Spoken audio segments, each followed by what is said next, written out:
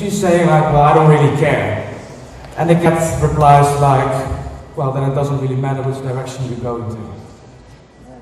This is all about setting objectives. If you don't have clear goals, then there's absolutely no point in doing it. And then when we go to digital and the digital ROI and KPIs, when you look at Google and you look for, now what are digital marketing KPIs? What are digital marketing metrics? You see a lot of presentations and images and articles around this. 50 digital marketing metrics. Now imagine you go to your boss with a list of 50 metrics saying like, this is what we've done in the past year. For about 15 years, it's been launched with the perception of we can measure everything. You can measure everything that you want. But that doesn't help because you need to have a focus point.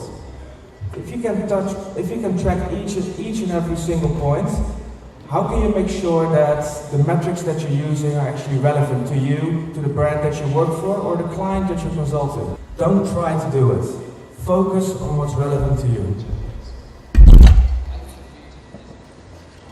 And most important, it's marketing or digital marketing, it doesn't matter, it's about working together.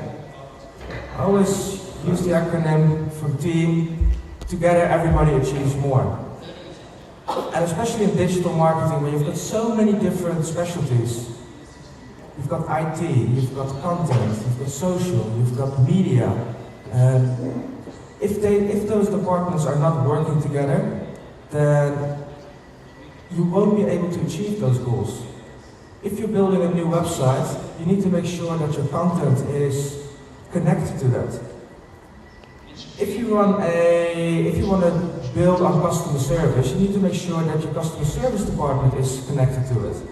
It's bringing these departments together, sharing the learning, sharing the data, sharing the insights, so that together you can optimize and increase your performance.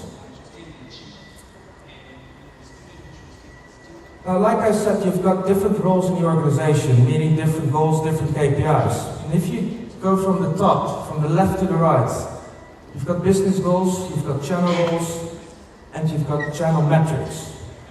Then you go from one layer down, KPIs per metric, per channel, and per goal. And you see the different roles where it's relevant. You start your goals from the top. What do I want to achieve this year? And then you channel it down, and the lower you go, the more metrics, the more KPIs you will see. But then when you actually look at the results and the achievements, you've got that big pot of data, all of these different metrics, all of these different data touchpoints that together come to that one business goal. Now, as an example, if your overall business goal is, I want to increase my customer satisfaction by X% in Q2 versus Q1, that's a goal a CMO or CEO wants to achieve. Now, I've just highlighted 3 channels that you could potentially use for that. You use your social media channel, you use your website, and you use CRM. There are 3 key channels where you can actually increase your customer satisfaction. Now, looking at the key metric or the role, is where social will drive customer engagement. Whilst a website, it's more about, hey, if people are on my website, do they actually like what they're reading? Am I giving them a usability that makes it easy for them to consume content? And CRM, it's pretty similar as social media. You want to drive that engagement, but it will be on a lower scale. Because obviously, the more people on social media, it's a bigger environment, so it's easy to drive higher volumes there.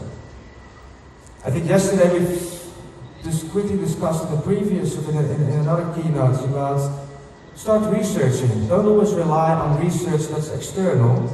If you have an audience, you can actually apply surveys on them, whether it's a survey on Facebook, whether it's a survey on your website, or simply asking questions in an email.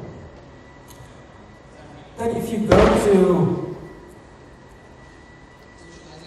what it actually means and the metrics that you have to use, customer engagement, we're looking at engagement rates. Engagement rates Q2 versus Q1. Did we see an uplift? Did people enjoy reading our content? Were they willing to share it? When we look at the website usability, do we see an increase in our SEO score? Is our website better findable because we've optimized certain keywords? And once they're there, don't they just drop off after being on the first page? We're actually going deeper in the website and reading content. Customer engagement on CRM and looking at customer satisfaction. If we've optimized the subject line, or if we optimized the content in a newsletter, did we see an increase in opening rates? Did we see an increase in click rates?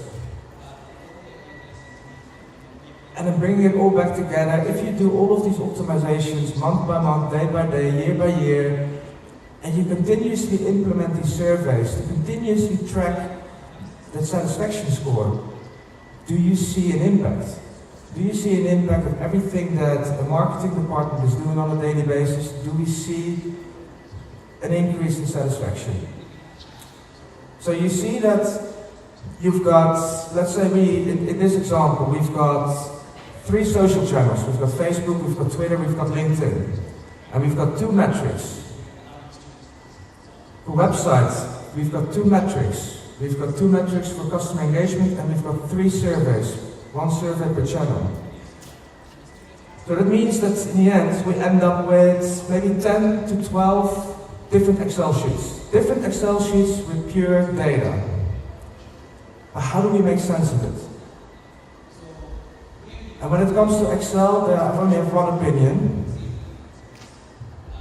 Break up. It's not about Excel. Oh, it's not about me, it's actually about Excel. Because how do you make sense in 10 different sheets that talk about different metrics, and how do you actually bring everything back together and make sense out of it? So each channel has its own analytics. You've got your Facebook analytics, Twitter analytics, LinkedIn analytics, you've got your web analytics, you've got your CRM analytics. And it makes it very difficult. You need to have that single source that will allow you to do your daily optimizations. Now, a little bit of a geek alert, or maybe it's just a very complicated example, but this is a personal experience. A personal experience that I had last year with my client, where in the end it was a very simple campaign.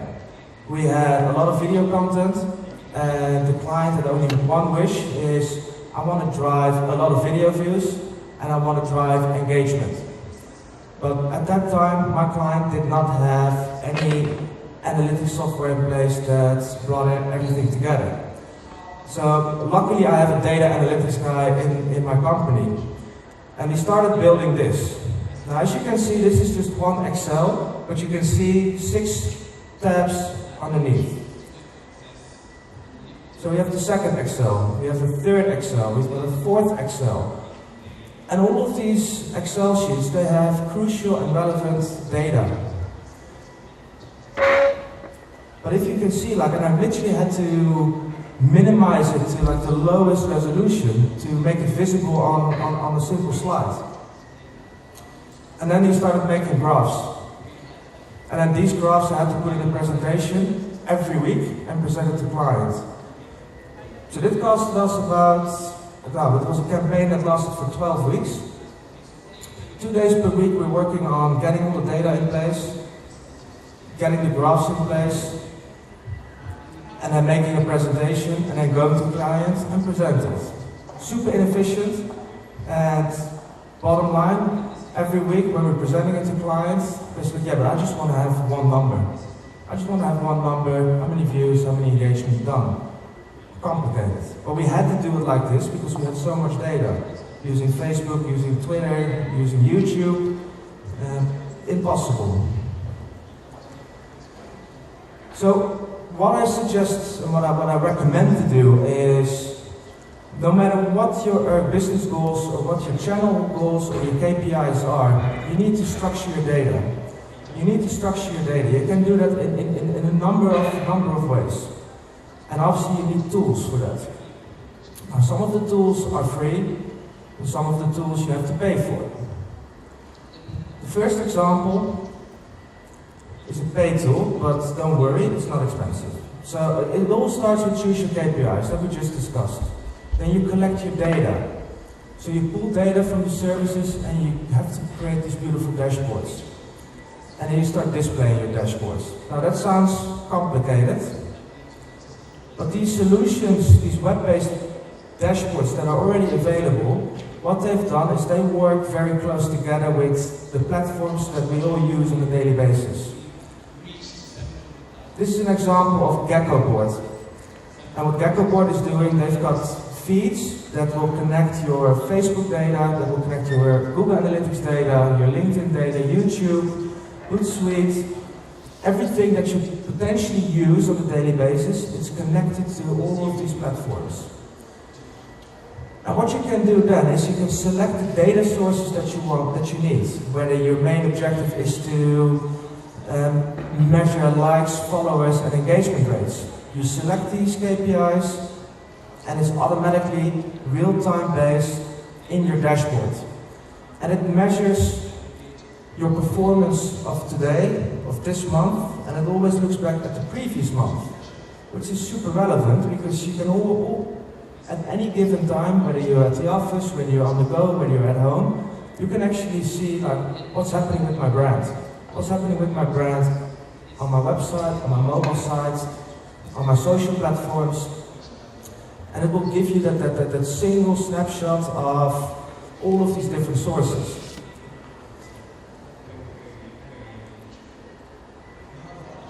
Surveys, for example, it's difficult to implement and there's not a live feed available. But you can still use an Excel sheet or a Google spreadsheet and implement that in the dashboard. So although not all of the channels you might be using are available in the feed, you can still use like the hateful Excel sheets and bring them in. But now you have a dashboard, and so what? You've got a beautiful screen in your office, and it looks pretty, and you have graphs, and you've got tables, and you've got everything is in green because you're doing amazing. That's not the point of a dashboard. The point of a dashboard is, again, together as a team, you look at the data. You don't have to look at 10 different Excel sheets anymore, but you look at your dashboards and you see that, hey, we've implemented a new content strategy, and we've seen engagement rates going through the roof. But I actually don't see any traction on my website, or I don't see any traction on my sales. What happened? That's where you can start making these optimizations and implementations. Because you have that single view, it makes it so much easier to connect your different data sources and make common sense out of it. Now, the second part of how to structure your data is simply with Google Analytics. And Google Analytics is free, but it only works if you structure your data correctly. Now, there are two ways or two things you have to do. The first one is, I don't know, is anybody familiar with the UTM codes, the UTM URL builder for Google Analytics? Okay, so what you can do is once your Google Analytics has been set up, for each channel that you use, you create specific URLs, like so channels that link to your website. This is a free tool, it's a free URL builder. So you just type in, you can use my own example, working for Emirates, website URL, emirates.com. Campaign source, AdWords, or Google, Medium, AdWords. So you just fill in all of these different fields. You click on create URL, and you've got a customized URL. Now, when I'm in my Google AdWords campaign, I use that specific URL that will link to my website.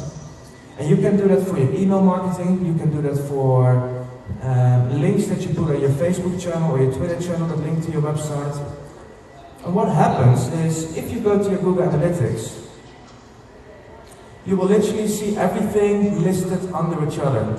And instead of having like a bunch of referrals that don't make sense, you can actually see that, hey, I had 1,000 visitors on my website in the past month. X% came from organic search, X% came from social, X% came from my CRM program.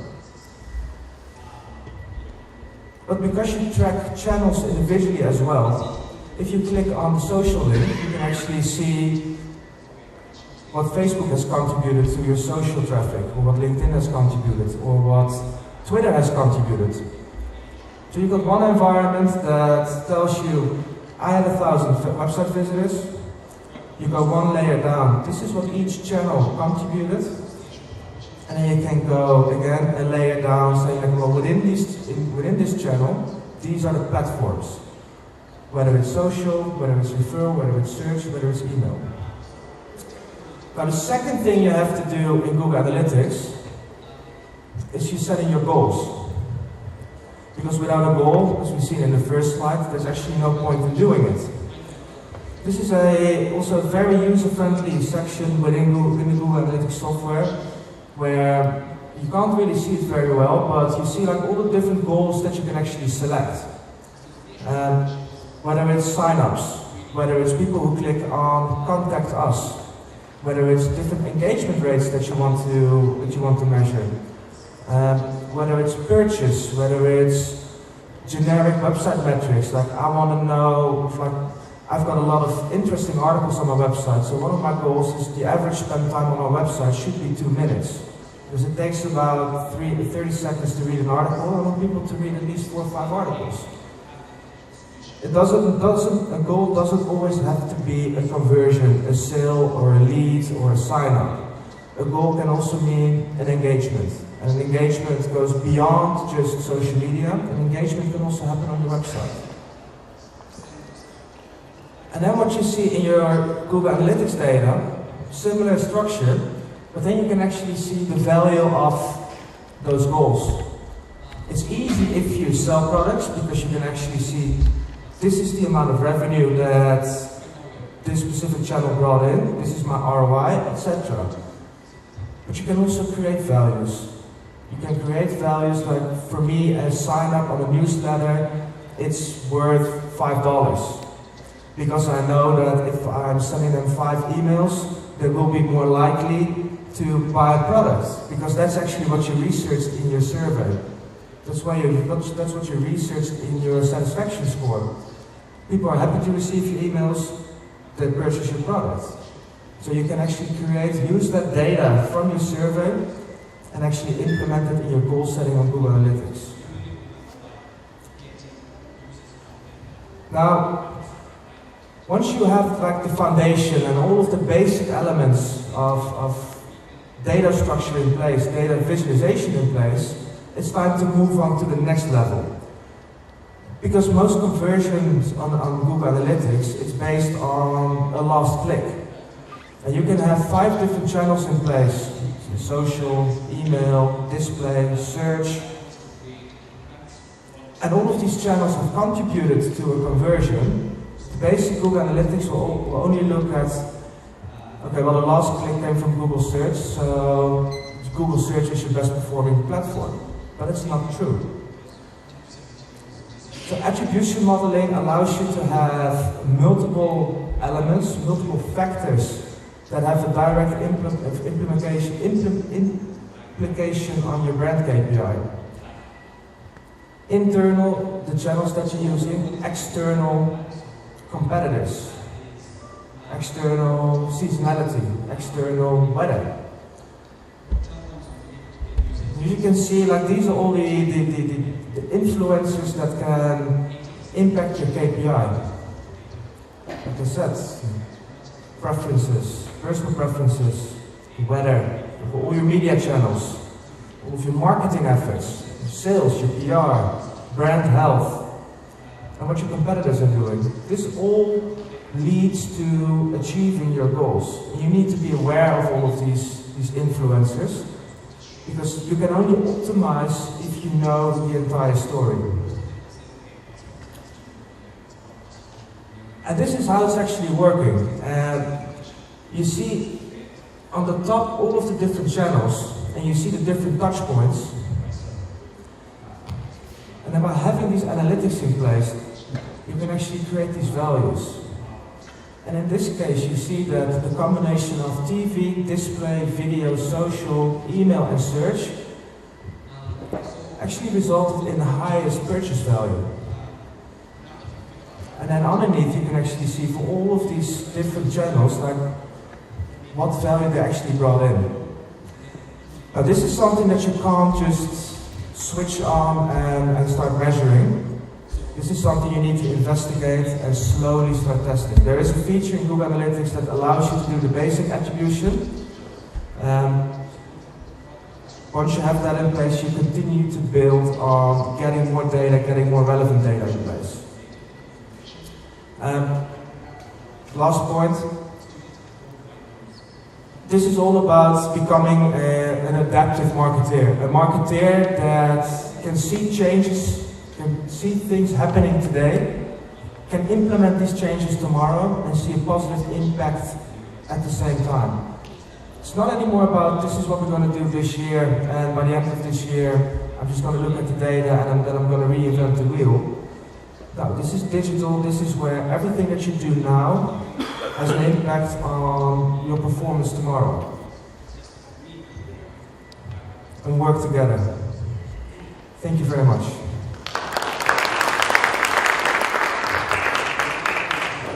Any questions? We're good for questions?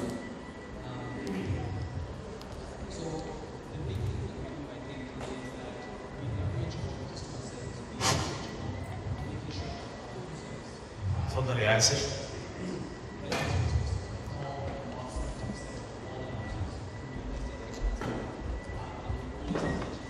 Yasser Sati, Business Development Manager. Actually, what the last point we just mentioned, which is the attribution model. Yeah. There's a lot of channels, and for you as a marketer to be able actually to balance that act is quite an effort. Can you give a study case where, or an example where it was difficult but it paid off? Because to actually bring it to realization, this is quite difficult. Yeah. Because here we have so many channels. You have WhatsApp, you have online, you have Twitter, you have anything. A lot of us here, we use all the channels, but for me as a back office marketer to balance that, I need a bit of Sure. I'll give you one example, and it's digital only, where again we just use the basic attribution modeling within Google Analytics. And we always had the same campaigns in place, where we used X% of budget on online video, we had search, and we had display. And client came to us saying like, Mark, video is not working, display is not working, I see my highest conversion rates coming from Google search. So I'm going to cut budgets, and I'm going to give more budget to the search agency because they're performing. Now they saw a positive impact for the first 3 weeks. But then sales, boom, went down. And they were like panicking, like, Mark, what's going on? You need to help us. It's like, yeah, we've invested a lot of money on having brand presence. Your brand is visible. You stop that for 3-4 weeks, so people don't know you're out there. Don't expect people to always just go to search and to search for your brand and start purchasing the product. If your brand is not out there with beautiful creatives, video, etc., they'll forget about you. They'll forget about you. So go back to the attribution model where we said, yes, search will give you 50% of your conversion, but online video and display are accounted for the other 50%.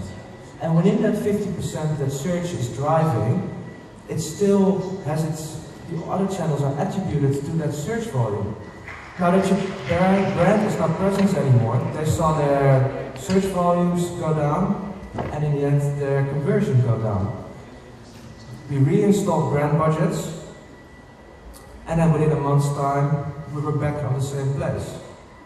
Now that's a digital-only example. My previous company where we worked for Unilever, they said like my audience is 100% digital, and yeah, we just need to focus all of our budget there because it's more cost efficient. So they shut down the entire TV budget for 1 month and invested that same money in online video. What happened after 1 month? Their sales numbers dropped down. You identify impacts. I do a little bit less money over here and investing it over there, what do I see on my goals? Do I see an increase? Do I see a decrease? Don't do it like I did, like massively, because my client wasn't happy that their sales dropped down 30%. But test it small. Small attributions, and then see if you can find an impact.